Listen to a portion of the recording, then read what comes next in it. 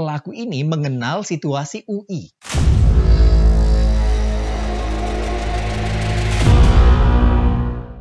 Halo semua, saya Anzar akan menjadi guide kamu di channel ini.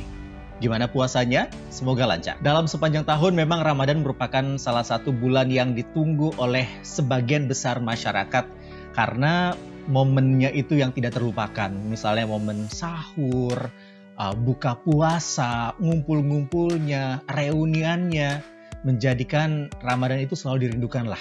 Tapi dengan kondisi sekarang ada banyak kegiatan yang akhirnya beralih ke digital seperti belanja digital, ketemuan digital, dan lain-lain. Kita doakan agar semoga pandemi ini bisa segera berakhir dan kita bisa kembali beraktivitas seperti biasa. Sebelum kita membahas kasus yang sudah ada di judul video ini, saya akan kembali mengingatkan kepada kamu untuk jangan lupa menekan tombol subscribe di sebelah bawah sini.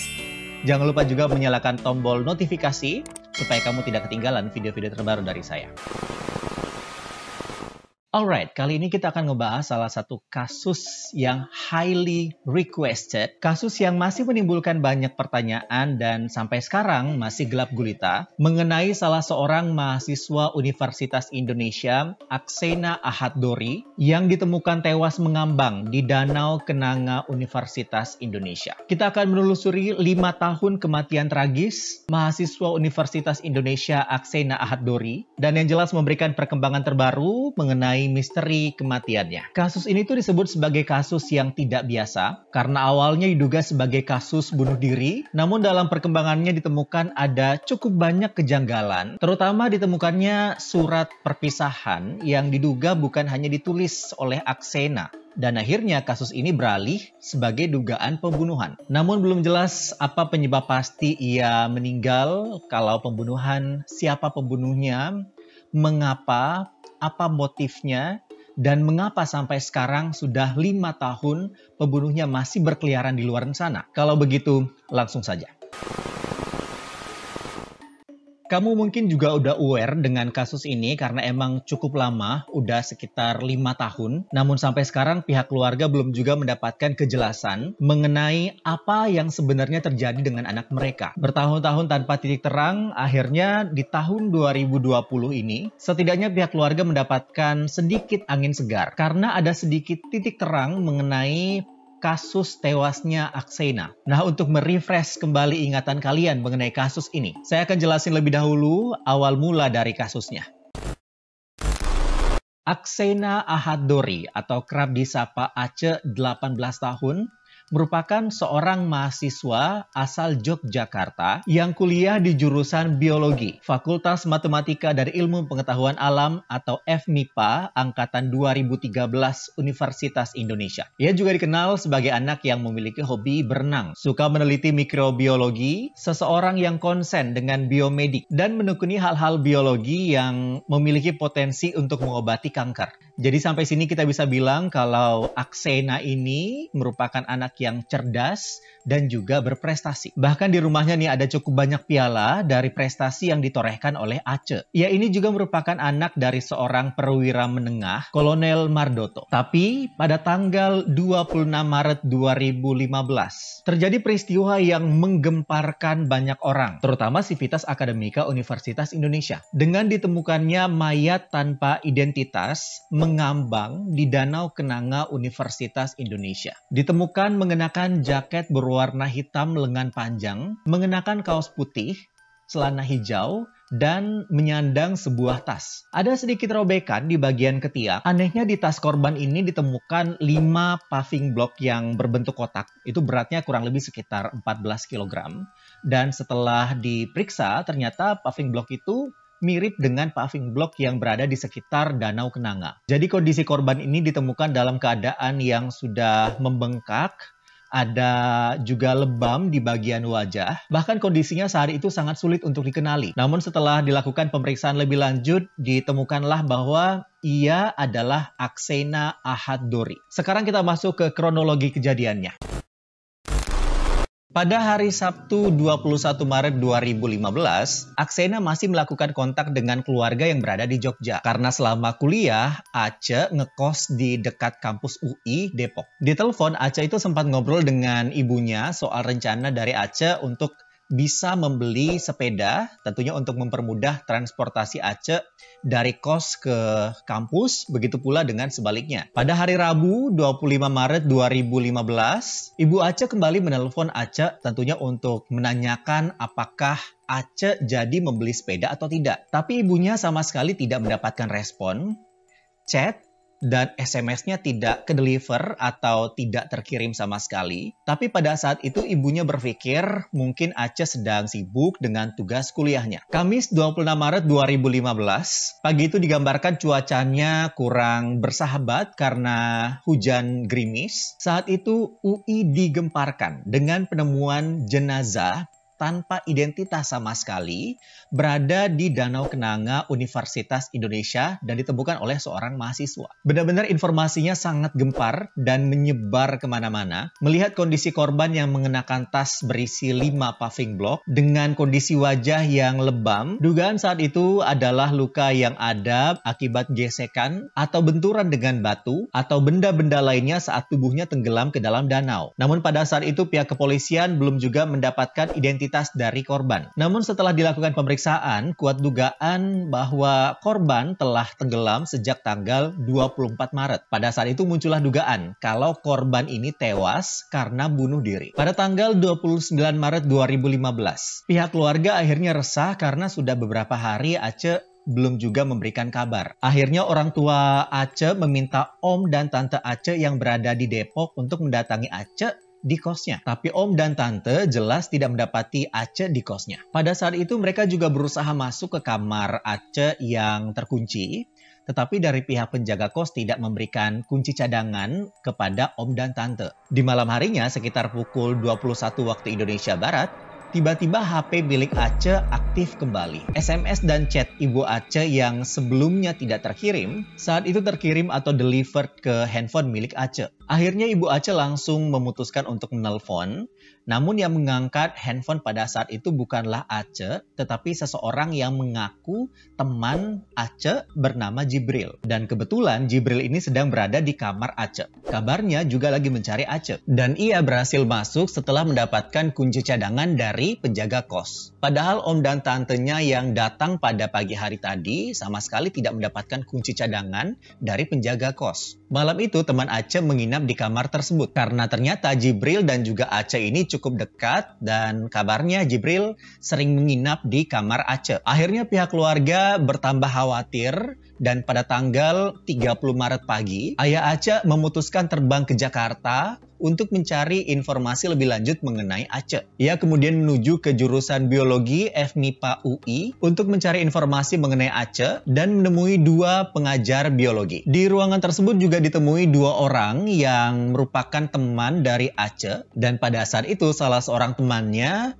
memberikan sebuah surat yang dikatakan ditemukan di kamar Ace pada saat mereka menginap. Nah, surat inilah yang menjadi salah satu alat bukti yang selalu menjadi pembahasan di mana-mana. Berkat surat inilah akhirnya jasad tanpa identitas tadi berhasil diidentifikasi oleh pihak kepolisian sebagai jasad dari Aksena Ahad Dori. Dugaan pada saat itu Ace tewas bunuh diri karena mengalami depresi karena tidak berhasil mengikuti kejuaraan Olimpiade Nasional, padahal sebelumnya Ace berhasil menjuarai Olimpiade tingkat regional. Surat tersebut ditemukan berisi, "Will not return for eternity. Please don't search for existence. My apologies for everything." Kalau ditranslate ke dalam bahasa Indonesia berarti tidak akan kembali untuk selamanya. Tolong jangan mencari keberadaan. Saya meminta maaf untuk semuanya. Ya, kalau kita melihat penggunaan bahasa Inggris di dalam surat tersebut ada sedikit kejanggalan. Tapi bagaimana dengan pendapat kamu mengenai surat ini? Apakah terlihat seperti surat bunuh diri? Silahkan komentar di bawah.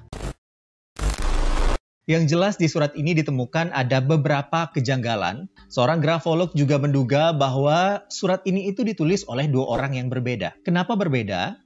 Karena setelah dicocokkan dengan tulisan tangan dari Aksena, kemiringan tulisan dari Aksena itu biasanya diagonal ke kanan, sedangkan beberapa tulisan terlihat vertikal. Jadi kalau tulisan Aksena itu agak ke kanan sedikit, sedangkan ada beberapa tulisan agak lurus ke atas. Memang 90% di surat tersebut itu kabarnya ditulis langsung oleh Aksena, sedangkan 10% lainnya ditulis oleh orang lain. Di surat tersebut ditemukan beberapa coretan, seperti kata never dicoret menjadi not, kata ever diganti menjadi eternity, dan kata me menjadi kata existence. Ditemukan juga perbedaan cara menuliskan huruf G di surat perpisahan tersebut dengan huruf G yang diperoleh dari tulisan tangan Aksena beberapa tahun lalu. Jadi cara menulis huruf G almarhum ini cukup unik dan konsisten. Polanya itu agak patah berulang. Sedangkan huruf G di kata apologies dan everything pada surat itu tidak ditemukan pola tersebut. Kemudian pada kata for, ada 3 kata for di dalam surat tersebut. Dan ketiganya ini memiliki bentuk tulisan yang berbeda. Tulisan existence dan beberapa kata lainnya memiliki bentuk dan kemiringan yang cukup mencolok atau berbeda dengan kata-kata lainnya. Yang aneh juga, ternyata tanda tangan di dalam surat tersebut tidak mirip dengan tanda tangan Ace ketika dicocokkan dengan tanda tangannya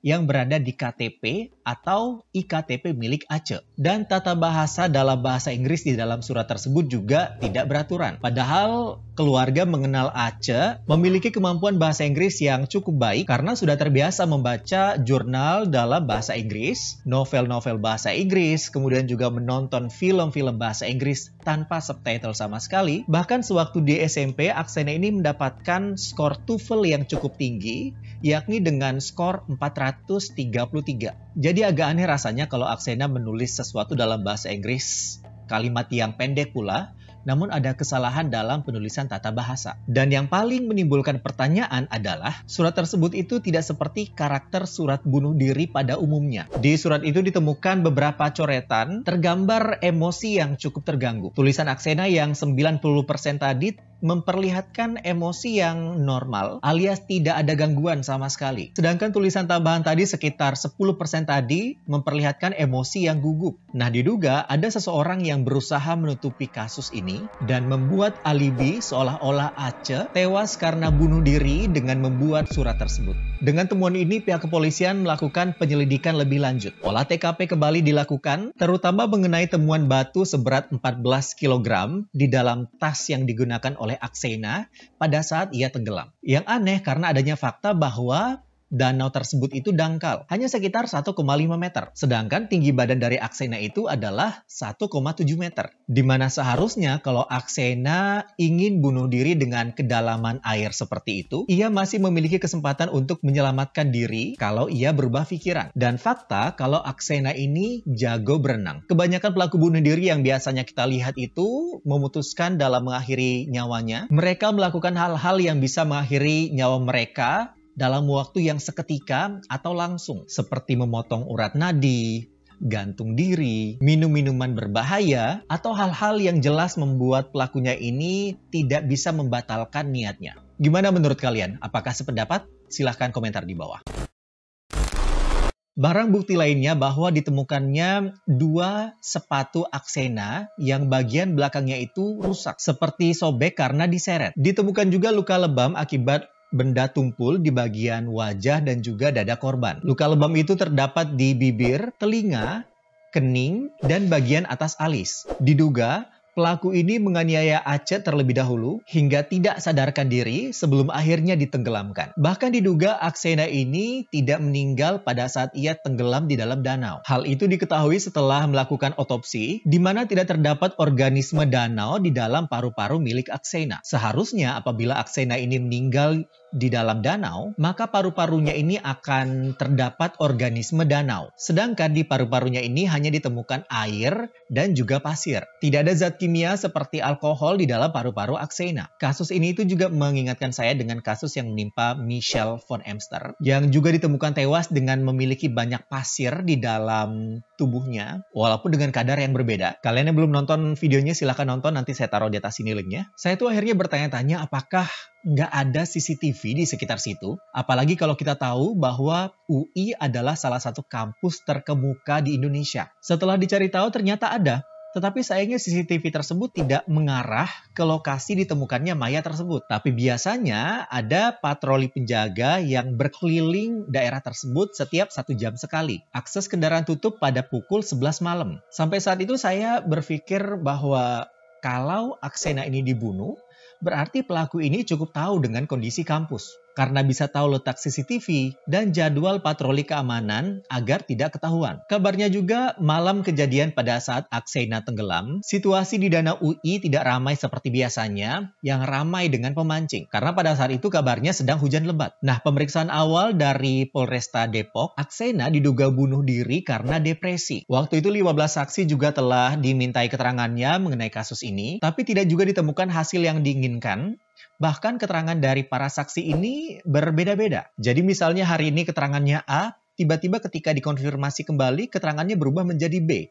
Dan begitu pula seterusnya. Namun karena diperlukan penyelidikan lebih lanjut, akhirnya kasus ini itu dialihkan ke Bareskrim Polri dan penyelidikan diserahkan kepada Polda Metro Jaya. Jadi benar-benar estafet tuh kasusnya. Pada tanggal 4 Juni, Direktur Diserse Polda Metro Jaya akhirnya menetapkan bahwa Aksena ini tewas karena dibunuh, di mana paving block seberat 14 kg yang ditemukan di dalam tas Aksena ini diduga sengaja dimasukkan oleh pelaku ke dalam tas untuk bisa menenggelamkan Aksena. Ditambah lagi bahwa ahli linguistik tidak sependapat bahwa Aksena ini tewas karena bunuh diri. Beritanya itu memang gempar kemana-mana dan menyedot perhatian begitu banyak orang, muncul di media elektronik seperti TV, radio, muncul juga di media cetak, kemudian di internet, dan lain-lain.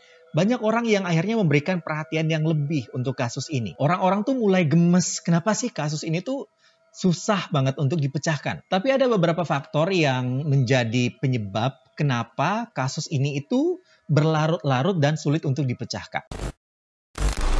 Yang pertama, karena awalnya kasus ini merupakan kasus dugaan bunuh diri. Sehingga pihak kepolisian ini terlambat untuk memberikan garis polisi di TKP. Alhasil TKP menjadi rusak. Tidak murni lagi karena sudah dikerumuni oleh warga. Sudah terlalu banyak yang datang. Jadi sulit untuk melakukan penyelidikan lebih lanjut. Yang kedua, garis polisi juga terlambat dipasang di kamar milik Ace. Jadi sudah cukup banyak nih yang masuk ke kamar Aksena. Pada hari Senin tanggal 30 Maret 2015, pukul 17.30 waktu Indonesia Barat, ada banyak orang yang sudah masuk ke kamar Aksena. Sedangkan polisi tiba 1 jam setelahnya atau sekitar pukul 18.30 waktu Indonesia Barat. Saat polisi tiba, kamar Aksena ini sudah berantakan. Handphone dan laptop milik Ace sudah diakses dan diotak-atik. Koper berisi barang-barang Aksena juga sudah kebuka. Buku-buku sama perlengkapan lainnya yang berada di atas meja juga sudah berantakan. Polisi ini memeriksa hampir semua sudut ruangan kamar, memeriksa perkakas seperti kasur,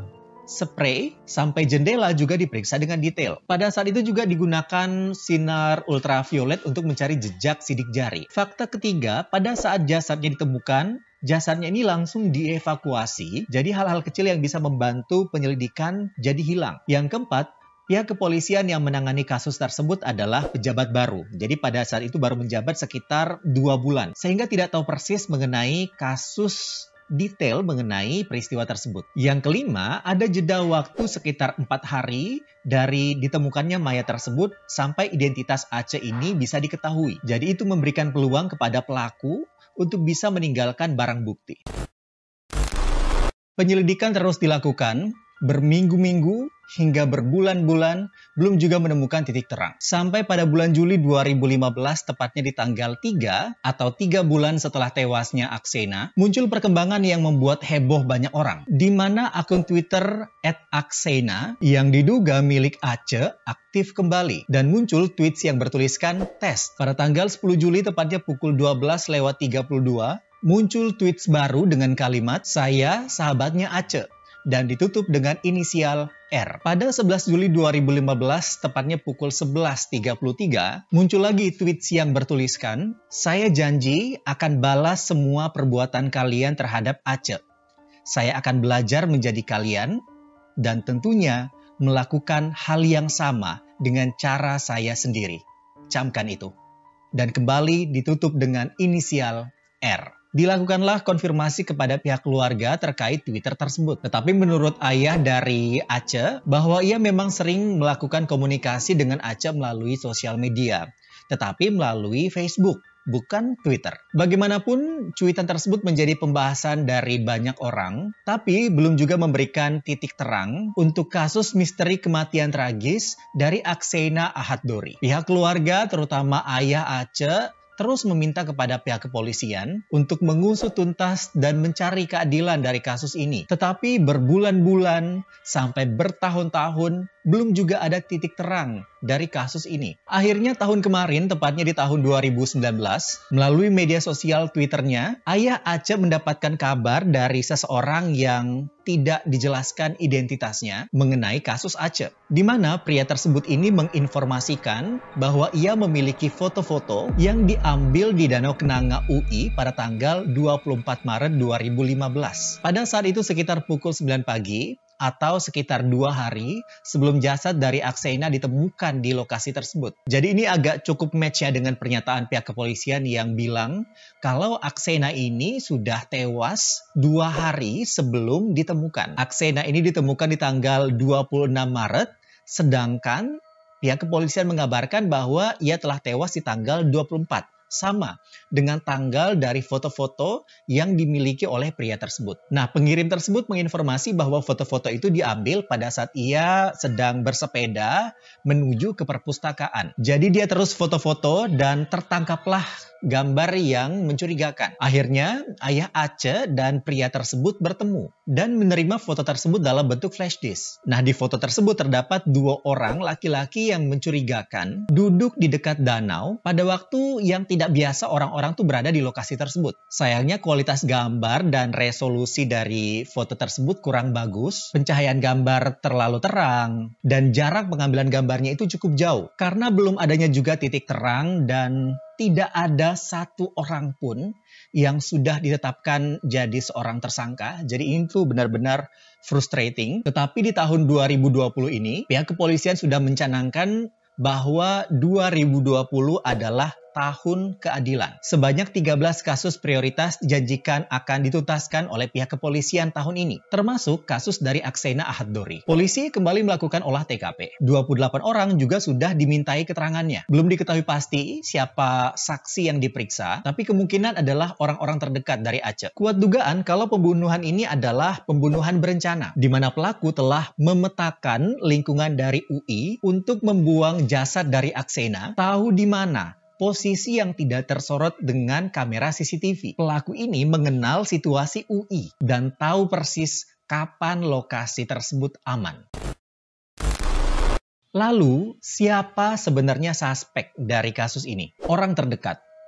Itulah yang diyakini oleh ayah dari Akseina sebagai pelaku dari pembunuhan anaknya. Keyakinan ini didasari dari keseharian dan pergaulan Ace. Menurutnya, aktivitas keseharian dari Ace ini dipenuhi dengan aktivitas belajar, baik yang berhubungan dengan bidang studi yang ditempuh maupun mengenai keagamaan. Dengan gambaran seperti ini, ayah Ace menduga pelakunya ini tidak jauh-jauh dari lingkungan pergaulan dari Akseina. Apalagi pihak kepolisian masih berkutat mencari barang bukti utama dari kasus ini. Sebenarnya gelar perkara yang pernah dilakukan pada bulan Juni 2016 sempat menemui titik terang, di mana pihak kepolisian pada saat itu menetapkan potential suspect, yang kabarnya orang yang sehari-hari satu lingkungan dengan Akseina. Polisi ini cukup memiliki banyak barang bukti yang menunjukkan bahwa Akseina tewas karena dibunuh, dan dari barang bukti yang ada satu orang yang diduga kuat sebagai pelakunya. Tetapi pihak kepolisian baru memiliki 1 alat bukti. Sedangkan untuk menentukan seseorang itu sebagai tersangka diperlukan minimal 2 barang bukti. Tidak diketahui pasti siapa orang tersebut, tapi apakah kalian punya prediksinya sendiri? Silahkan komentar di bawah. Menurut ayahanda Akseina, Mardoto, dengan banyaknya orang-orang yang telah masuk ke kamar Ace, tidak ada seorang pun yang menjamin kalau orang-orang tersebut tidak melakukan sesuatu di kamar Ace. Kasus ini benar-benar menjadi kasus yang belum juga terselesaikan dan masih menjadi misteri sampai sekarang. Tapi seperti yang saya bilang tadi, ada banyak orang yang gemas dengan kasus ini. Sudah bertahun-tahun tapi tidak ada satupun tersangka. Kalau kasus ini adalah kasus pembunuhan, berarti sangat mengkhawatirkan karena pelakunya itu berkeliaran di luaran sana selama 5 tahun. Mungkin saja masih berada di zona nyamannya. Sedangkan keluarga korban bersedih dalam ketidakjelasan dan belum juga mendapatkan keadilan. Tetapi saya juga sependapat dengan pakar kriminolog yang juga merupakan guru besar dari FISIP Universitas Indonesia, Adrianus Meliala, yang dilansir dari tribunnews.com, yakni dengan segera menersangkakan pelaku yang diduga sebagai pembunuh dari Aksena tersebut. Dengan menersangkakan orang yang dimaksud, maka kasus ini otomatis akan melibatkan jaksa dan mungkin pengadilan bisa mengungkapnya. Dari sana bisa saja muncul alat bukti baru dan bahkan alat bukti utama. Bagaimanapun kita nantikan saja informasi terbaru mengenai kasus ini. Semoga kasus ini segera terselesaikan dan pihak keluarga tentunya bisa mendapatkan keadilan. Apalagi dengan perkembangan teknologi yang sekarang. Seharusnya bisa mempermudah pihak kepolisian untuk menuntaskan kasus ini.